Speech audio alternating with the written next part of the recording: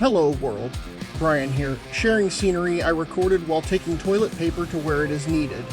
Hopefully we learn something together, or at least kill some time.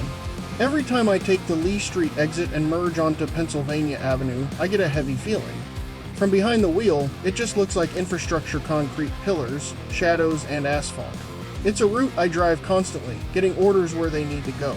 But the reality is, I'm driving through a graveyard. Right here, beneath these tires, used to be the beating heart of Charleston's black community. They called it the Triangle District. 57 blocks that weren't just houses. They were a home. It was jazz clubs, family-owned businesses, and front porches where you actually knew your neighbor. But in the 70s, the word came down. They called it urban renewal. They labeled the neighborhood blighted and decided the cure was to wipe it off the map. To build the massive Fort Hill interchange. They had to move mountains, literally cutting through 14 of them to bring the corridor up from the coal fields. It's strange how much that process mirrors the cycle of addiction and the early days of recovery. We look at the blight in our own lives, the mess, the pain, the mistakes, and we think the answer is just to bulldoze it. We think if we can just pour enough concrete over the past, we can build a faster, more efficient life on top of it.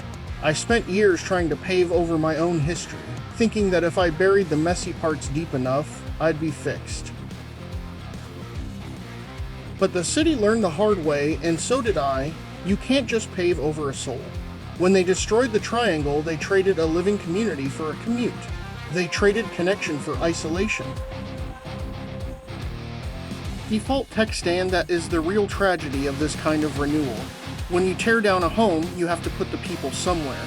The city's solution was to take families off those front porches and stack them in a concrete tower on a hill called Vista View. They thought brutalist architecture was the cure for poverty. It was the same logic that built Pruitigo in St. Louis. We stopped building neighborhoods and started building warehouses for people. We chose isolation over community, and the fallout from that decision. Well, that is a story for the next video.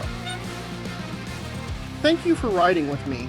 I spent most of my life taking my home state for granted, and presently I want to spread awareness of what a beautiful place this state is. The people aren't too bad either. I try to share some footage and a new story every day or so. And in case you need to hear this today, we are in this together. Keep going.